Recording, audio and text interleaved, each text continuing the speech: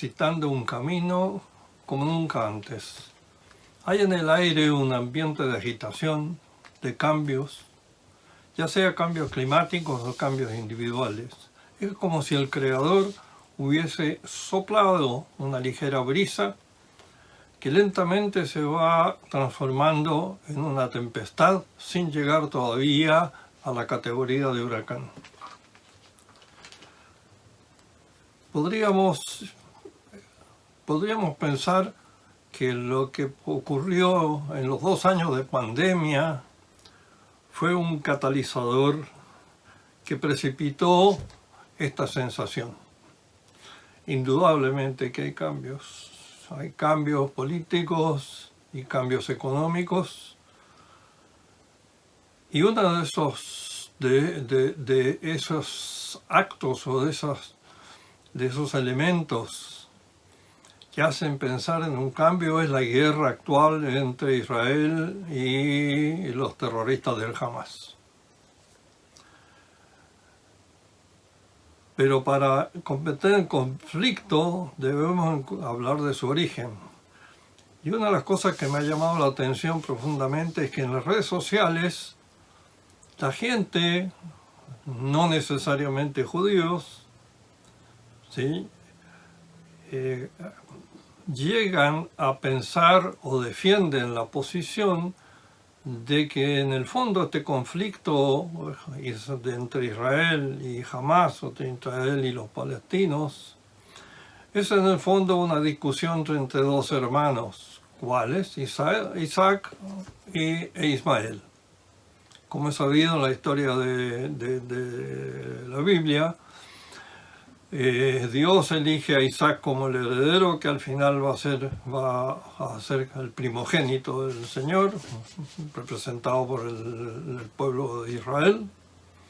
Y a Ismael lo manda al desierto y le promete que va a ser una gran nación, va a ser muy rico, oro negro, etc. Va a tener oro, y tiene oro, el oro negro, o sea, el petróleo. Son muy ricos todas las naciones árabes. Pero el heredero es Isaac, y es el heredero de la tierra prometida, y en la tierra prometida está la casa del Señor en un monte que se llama Monte Moría, que es el monte del Templo de Jerusalén. Y teóricamente se habla en los círculos que este conflicto entre los hermanos no ha terminado porque Ismael todavía no acepta no ser él el primogénito.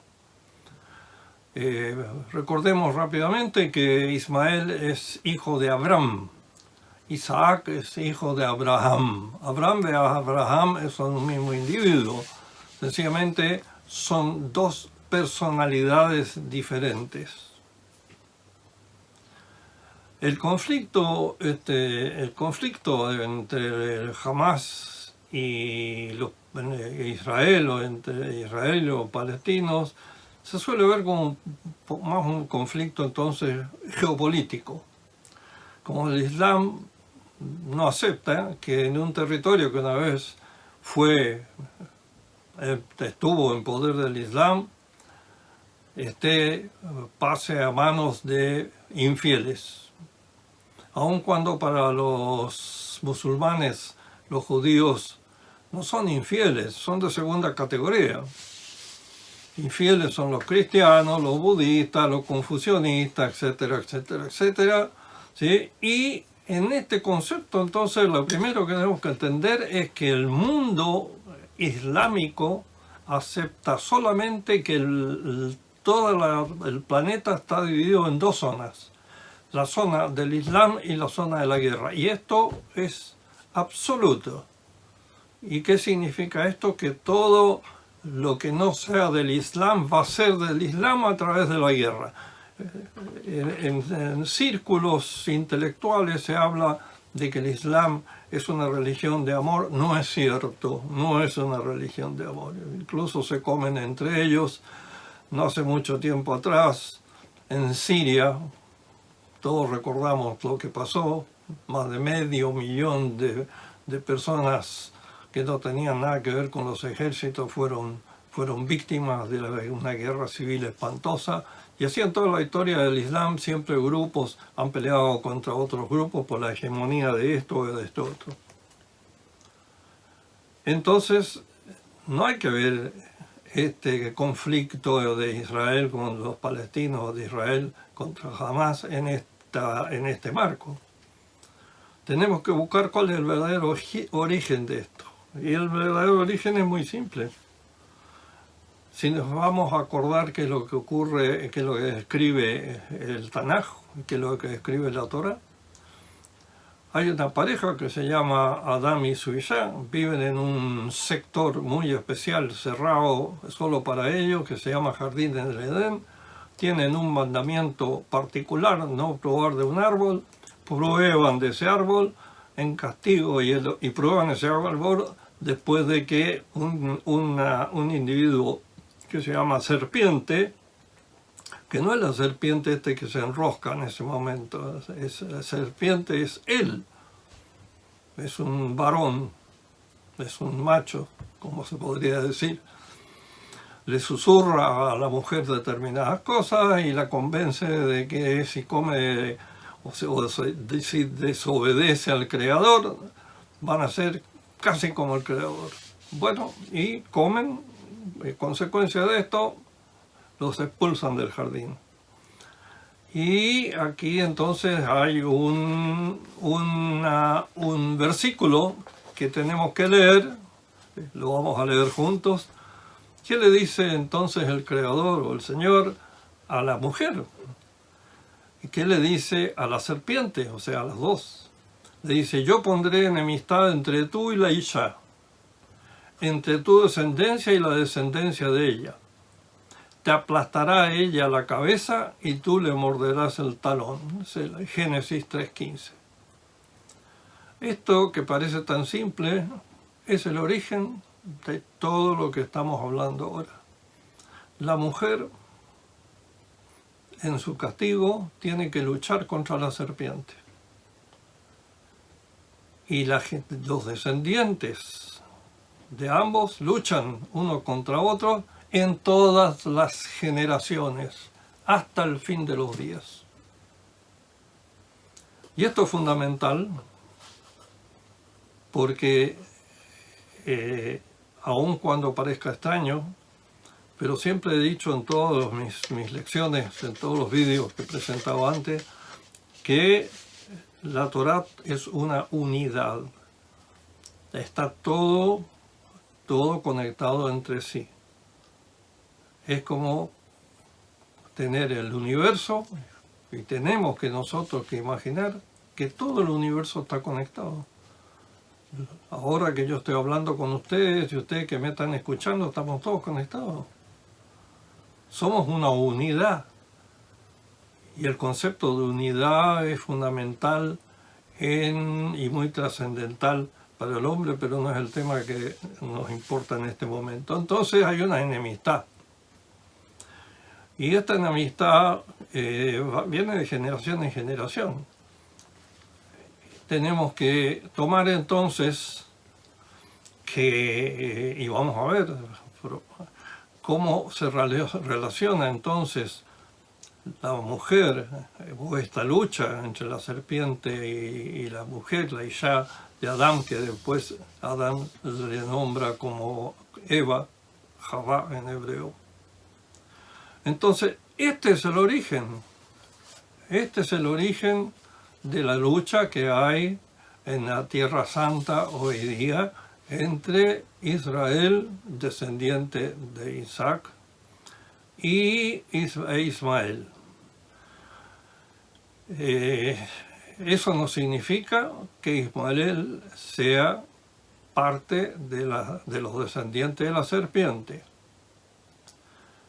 Pero tenemos que tomar en cuenta otro elemento que también está presente en la Torá, que dice que dentro de Israel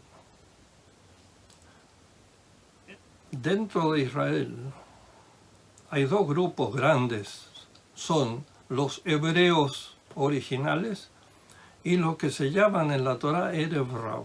Y estos Erev Rav son en parte sacerdotes egipcios que lo mandó el faraón para carcomer por dentro al pueblo de Israel, y otros miembros, esclavos, en fin, que se agregaron, que entre paréntesis el Señor no los quería aceptar, pero Moisés los sacó igual, los aceptó, y por eso en una parte, después del pecado del becerro de oro, Dios le dice a Moisés en la montaña, le dice, baja, tu pueblo se está rebelando, tu pueblo. En ese momento no dijo mi pueblo, tu pueblo.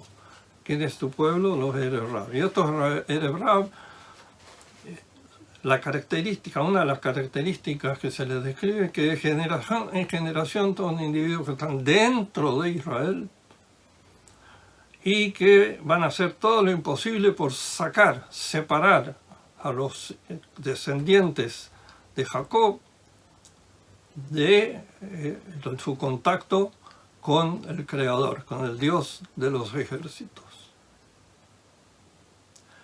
Ahora bien, tenemos que tomar en cuenta que Israel se divide en dos casas, la casa de Judá y la casa de Israel. La casa de Israel queda dentro de las naciones, nadie sabe dónde están, son individuos que de todas maneras pertenecen al pueblo de Israel y que en algún momento tienen que volver y juntarse con Judá. Por lo tanto, también están entre los ismaelitas. Y así entre todas las naciones vamos a tener lo que son, digamos, gentiles de verdad, los Erez Rab, que son los enemigos verdaderos, y ellos son los descendientes de la serpiente. Y por tanto también la mujer y la serpiente en cada generación están presentes. Las Neshama, no físicamente la misma mujer que había en el jardín del Edén. Estamos hablando de algo que pasa que es de individuo a individuo, que es la Neshama, sin entrar en detalles de eso. Entonces el origen del conflicto, ¿sí?, es esa lucha constante que hay entre el bien y el mal. Y es una lucha incluso interna en cada uno de nosotros, no solamente externa. Ahora bien, ¿quién representa dentro de la historia del pueblo de Israel a partir de la salida de Egipto? ¿Quién representa a los descendientes de la serpiente? Amalek. Amalek es un pueblo que estaba ubicado entre la península de Sinaí y Canaán, llamémoslo así, y que cuando el pueblo de Israel venía pasando en dirección a la tierra prometida, ¿sí?,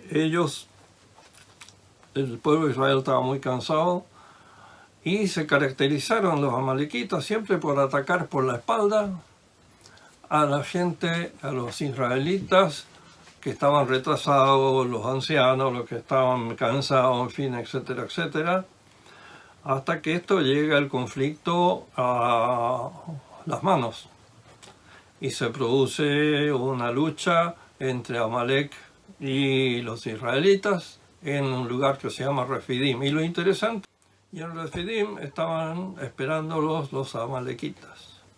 Se produce la lucha, Moisés viene, Israel va perdiendo la lucha, entonces, bueno, por instrucción del Señor, levanta los brazos, Aarón y Hur le sostienen los brazos levantados, y mientras Moshe tenía los brazos levantados, Israel ganaba la guerra. Se caían los brazos del cansancio, empezaba a perder la batalla, hasta que le afirmaron bien las manos, termina la batalla, ¿sí?, y Amalek no es destruido, pero tampoco el pueblo de Israel.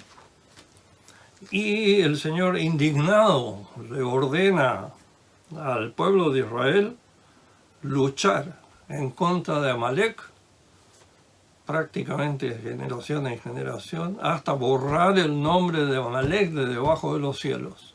Eso es una obligación del pueblo de Israel hasta el día de hoy. ¿Cómo reconocemos entonces a quién es Amalek? Y aquí viene una cosa muy interesante, que lo podemos leer juntos, y que se aplica en la actualidad como ejemplo de lo que estamos hablando, y que es el Salmo 83.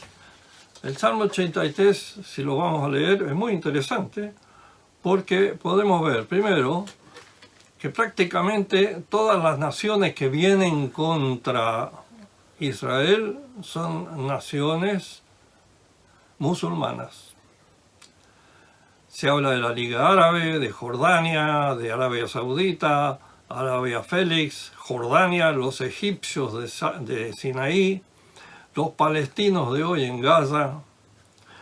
Habla de los palestinos en el Líbano, sus aliados de Irán, Siria, en el sur del Líbano. Habla de Irak, habla de los jefes moabitas, etc. Pero ¿cuál es la intención? La intención es que borremos como dice al comienzo, que no haya más memoria del nombre de Israel. O sea, que Amalek quiere hacerle a Israel lo que el Señor le pide a Israel que le haga a Amalek, que al final se lo hace entre paréntesis. ¿Qué es lo que quieren los amalequitas? ¿Qué quieren las naciones estas que vienen? Como dicen, heredaremos nosotros las moradas de Dios. Quieren reemplazar a Israel. Pero el punto más importante es, para identificarlos, que quieren borrar el nombre. ¿Y quién quiere borrar el nombre? Hitler quiso borrar el nombre. Irán hoy quiere borrar el nombre. Y jamás, en su carta magna, que les recomiendo que la lean, dice y explica que su razón de ser es destruir a Israel absolutamente. O sea, que jamás Irán y todos los anteriores en la historia han sido, y que han venido contra Israel y contra los judíos, han sido parte de las hordas de la serpiente. Este es el origen del conflicto. Todo problema palestino, etcétera, etcétera, es un problema muy simple, pero que nadie lo cree. Pero no es el momento ahora de hablar de eso. Ahora bien, una vez que hemos entendido esto, sabemos quién es Amalek, quién es Hamás. Fíjense lo que ocurrió el 7 de octubre. Viene Hamás y ataca en forma artera, con la misión directa, escrita, porque lo traían escrito en papeles, tenían todo organizado, de matar a la mayor cantidad posible de judíos, civiles. Se encontraban militares también, pero civiles. Tenían la información de cada casa, de cada lugar al cual llegaron estos individuos, y tuvieron un regalo que le habrá dado la serpiente, que es que había un festival por la paz en el cual mataron indiscriminadamente hombres, mujeres, niños, ancianos, bebés. Se robaron gente y se los llevaron a Gaza como rehenes.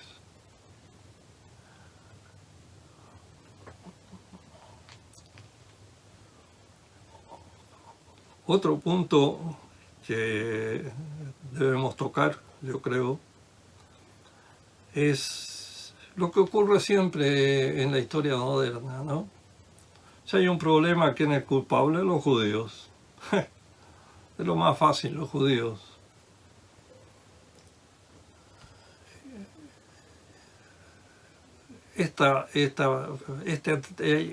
Hay una explosión de antisemitismo en el mundo debido a la guerra esta, ¿no?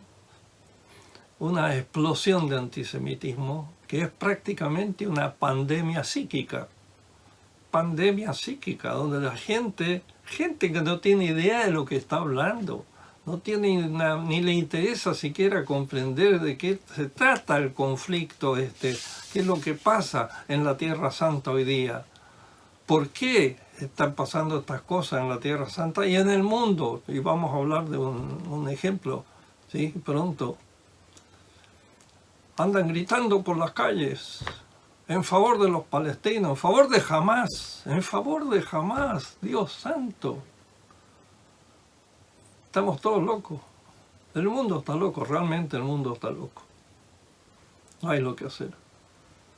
Este antisemitismo que se inicia desgraciadamente en el ámbito del cristianismo, en que puedo decir, estoy convencido de que los cristianos han traicionado a Jesús. No han entendido nada de lo que está escrito en el Nuevo Testamento. Absolutamente nada. En fin. Volviendo al tema, entonces, esta pandemia es realmente una pandemia psíquica. Nadie, imagínense las Naciones Unidas, lo que ocurre. Y permítame que les traiga unas palabras del Papa Juan XXIII. A Juan XXIII, bien interesante, se le reconocen varias profecías. Profecías que hizo entre paréntesis cuando él estaba en Turquía, todavía no era papa, era obispo o tenía su función eclesiástica en Turquía. Y en una de sus profecías dice: en el palacio donde se abrazan los estados, vive el fugitivo en su madriguera. De este palacio brota el odio hacia Israel. Será señal de ruina. ¿Cuál es el palacio de las Naciones Unidas? La performance de las Naciones Unidas a través de toda la historia moderna es condenar y condenar y condenar y condenar y condenar a Israel y nunca a los árabes ni a los palestinos, nunca. Nunca. Según Juan 23, será señal de ruina.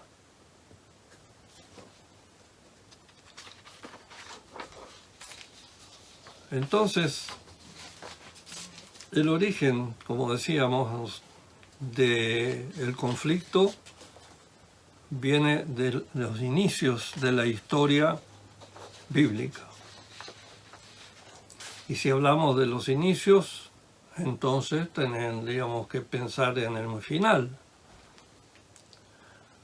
Y lo que ha ocurrido es que en todo este periodo final, digamos, periodo actual, los últimos meses y tal vez 2 o 3 años, hay una inquietud, especialmente en el mundo cristiano, porque están muchos de sus pastores y guías espirituales están convencidos que se acerca el final que está descrito en el libro del Apocalipsis de Juan. El único que sabe cuándo es el final es Dios, es el Señor. Todos nosotros podemos elucubrar, hacer los cálculos que queramos y traer esta cita y traer esta otra cita y en fin, hay muchísimo para hablar en esto, en lo que el judaísmo llama el fin de los días. Y todo el mundo, sin excepción, se olvida de que todas estas historias están basadas en el mal llamado Antiguo Testamento. Todo está basado en el Antiguo Testamento. No hay nada, ni siquiera en el Nuevo Testamento, que no esté basado en el Antiguo. Y en el Antiguo se habla del fin de los días. Y no es una hecatombe mundial que van a volver los dinosaurios, o qué sé yo qué, no, las cucarachas van a ser las únicas que pueden resistir los ataques atómicos, como dice la ciencia. Sino que el fin de los días es un cambio, tendría que ser un cambio en el ser humano de, yo digo, dejar la parte animal para reactivar la parte celestial que tenemos dentro y que es la Neshama. Todo esto es ya el origen de la Neshama, ese es material para otro día. Pero lo que tenemos que entender entonces es que todas las elucubraciones que se digan cuándo viene esto, cuándo viene esto otro, no hace mucho tiempo atrás, unos meses, todo el cristianismo que pensaba, porque habían habido apariciones de la Virgen, ¿no? Esto en las redes sociales, hay que leer las redes sociales, es muy interesante, desde el punto de vista psicológico incluso de la gente. Que si no me equivoco, el 13 de octubre, iba a haber una señal en el cielo que era el comienzo de lo que llaman los cristianos el fin, ¿no? o unos sufrimientos que tienen que venir. Nadie habló después de que había visto algo, los mismos que escribieron y escribieron y escribieron. Después pasó esto a fines de octubre, después dijeron que en noviembre, después dijeron que en diciembre, etcétera, en fin, etcétera. Es como cuando ocurrió, cuando llegó el año 2000. Todo el mundo creía que iba a llegar el fin del mundo porque Nostradamus había escrito al 1000 llegaremos, pero al 1000 no pasaremos. Y pensaron que todo lo que estaba escrito en las computadoras se iba a perder, porque no me acuerdo exactamente qué historia. Nada, el mundo siguió exactamente igual como antes y no pasó absolutamente nada. Lo que sí, hay señales, es decir, en la Torá escrita y en la Torá oral se habla de señales que uno tiene que estar pendiente pensando que viene el final. Lo único que hay que hacer es lo que dice el Señor. El Señor, ¿qué nos pide a nosotros? Nos pide amor leal. Amor leal, y no me equivoco, es Jeremías 16:16. Amor leal, no quiere ofertas quemadas, ni quiere sacrificio, quiere amor leal y conocimiento de Elohim. Elohim es el creador de todo lo que ocurre en los 6 primeros días de la creación. Entonces, el conocimiento de Elohim es estudiar la Torá, y la Torá hebrea, porque allí está todo, el secreto está en el Pshat, y hay que sentarse y estudiar el Pshat, y el que lo estudia, el Pshat, el texto literal, le va a hablar y le va a enseñar. Cada uno recibirá lo que el cielo estima que es para él. Amor leal, eso es lo que pide Dios a Israel y a toda la humanidad. Los únicos que se oponen a esto son la serpiente y sus adláteres, porque a ellos no les interesa la parte celestial.